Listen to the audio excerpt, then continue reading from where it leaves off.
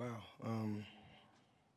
Just an amazing game for our kids. We just had a game plan again, and our kids really did a very good job of just following what we needed to do. Just a very, very talented and tough Tennessee team. And you go from game to game in this tournament, you really figure out,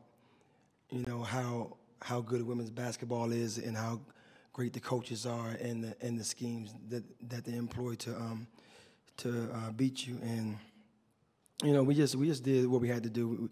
We knew we had to control the paint, and we did a very good job of that. And we knew we had to make threes, and to be 14 for 30 behind the arc and just really knock down shots and really to extend them and make them come guard us was the key of the game. But man, you just gotta give Holly so much credit because she just really stuck to what she does, and they really try to throw the ball inside. And there was a spurt where they made 2 or 3 threes in a row, and came down to like it was last game where we had to make a decision: we're gonna come out or stay in. So I had to go to my inner Boeheim and and stay in the zone and not panic, and that's what we did. We stayed into our zone and didn't panic. But man, I can't say enough about our team and our players just collectively as a group, because they believe, and I just try to keep telling them to just to believe. Let's stay together. Let's be a team, and let's just do what we do. That's press and shoot threes, and it's going to be enough. If it's not enough, we'll get our sandwiches and we'll go home. But I can tell you, they're just some tough kids, and in tournament time, it comes down to just the toughness and hard work and having a great attitude, and they did it. Hey, Coach. Lindsey Kramer from the Post-Standard in Syracuse. Could you further break down how, against a defense that knew you were going to take a lot of threes and was geared to doing that, how you got off so many and so many good looks? Well, it was a number of things. We had a pretty good feel on their defensive calls.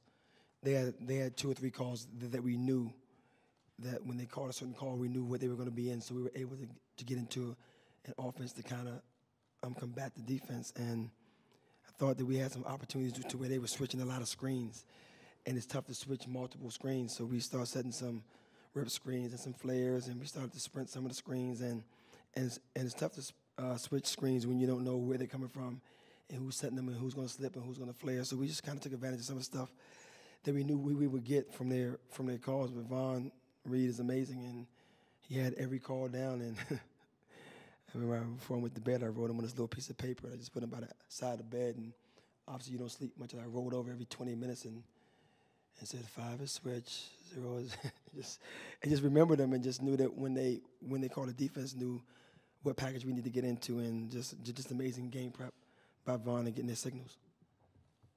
Question down in front here first, and then we'll come over. John Adams, Knoxville News Sentinel.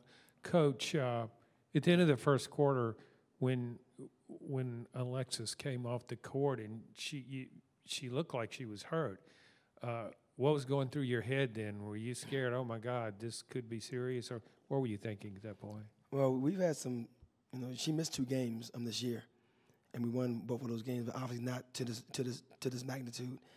And as a freshman, Cornelia Fondren was our starting point guard.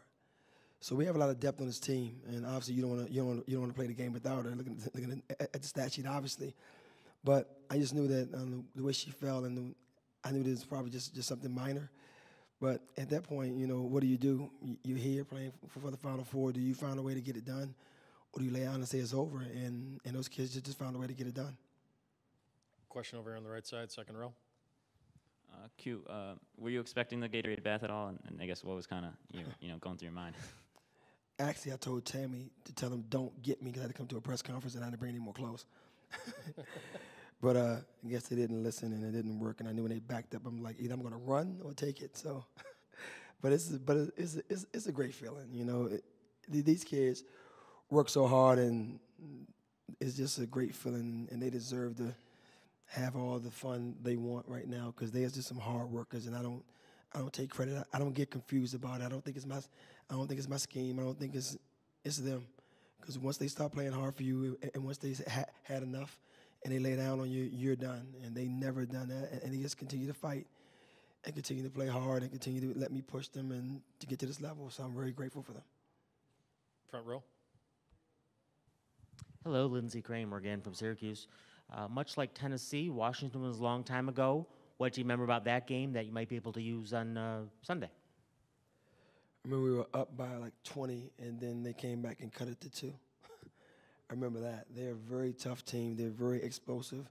They scored a basketball from all 5 spots on the floor, and they are very much a contrasting style in the way that we play. So they get up and down, they play fast, but they really want to run offense. So we got to find a way to combat that. But I can tell you right now, I'm not really worried about that right now. I want to let my team enjoy this moment. I want to enjoy this moment with my family and our administration and our fans and our team and our friends and get on that when it's time to get on that. Question in the second row, then we'll get you, John. Coach, on Friday you gave the team a lesson on how to cut down the nets. How would you evaluate how they did, and I guess what was the reason behind you teaching them so early? I think it's part of game prep. I mean, you got to start 2 days out. We start prepping 2 days out, so we start prepping on how to cut the nets on Friday. We went through it again yesterday, and we went through it again this morning. So I think everyone did a pretty good job, except for Corn. Corn struggled a little bit up there, so we got to give her another lesson. Hopefully, she can get another chance at it. Down in front here. John Adams, Knoxville News Sentinel. Coach, did such a big win Friday night over a great team. Did you have any concern that maybe your team might suffer a letdown after winning a game against a team as good as that, and in the manner you won it with the great comeback? No, I didn't think we would have a letdown because our kids understood what the moment was, and we discussed it. We discussed coming in this tournament and winning 6 games. We didn't talk about winning 2 or 3. I think that once we got to this moment, I knew that our kids would play hard, and obviously we knew we playing a very good team with a lot of talent, and we knew that we just had to play well and make some shots, and so I wasn't worried about a letdown physically, emotionally, and a lot of times you can't control where the ball goes in the basket or not, but I knew that we would play hard. Down in front. Lindsey Kramer again, Syracuse. I just got to ask, what is there to cutting down nets, and did you actually cut down the net for real on Friday? No, we had lessons with the scissors. I thank Gina Castelli at Siena College for my first lesson when we won the MAC, and we were struggling some. You really got to get down to the edge of the scissors, and you got to turn your wrist. You got to snip hard. You can't cut like this because it's not. I told them it's not the little high school nets. These are nice thick nets. You got to turn your wrist and really get into it. And I was trying to figure out Corn's left-handed. I like, Corn, do you cut left hand or right hand? And she kind of didn't know, so I knew she was struggling. She struggled at the net cutting, but we got it done. It's just an amazing time, and honestly, sitting up here right now and having an opportunity. I'm a coach at such a great team, such a great university. When you're a young coach, you're coming into this business and you got the job the way I got the job, and late into the summer. And I thank Dr. Gross and Nancy Cantor so much for giving me the opportunity to coach such a great university, because Darryl really believed in me and gave me an opportunity, and he always just said, just be extraordinary. And we did that, and obviously moving forward now with Mark Coyle, I knew AD and Chancellor Severud and Kim. I mean, we just have Floyd. We have such a great administration. I'm just very grateful and honored to have this behind me. Down in front here. John Adams, Knoxville News Sentinel. Coach, you talked about knowing a couple of their calls and going in.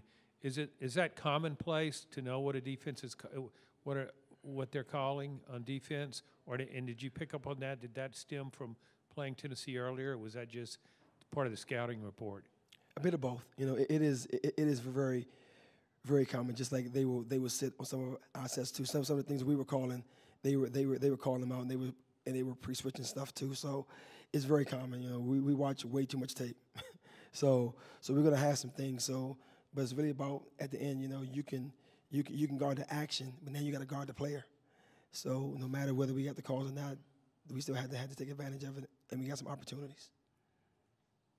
Over here on the right side. How big of a boost does Brianna Butler give when she makes shots like she did tonight? It's everything. It's everything. We keep telling her she has to be aggressive. And every time she catches the ball clean and faces the basket, I think it's going in. And a lot of times, so does the opposing coach, because they're screaming to their players to get out there.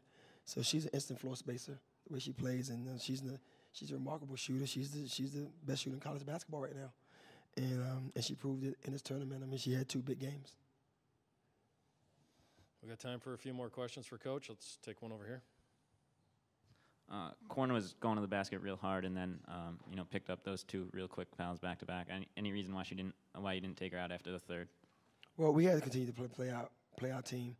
We had to continue to play our roster and get our regular rotations. I thought that Pete would wear down a little bit if we didn't keep subbing and get Pete out for a minute. So I just took a chance to get her in the game, and she came through. She played tough. She didn't commit another foul, and she was really, really big for us.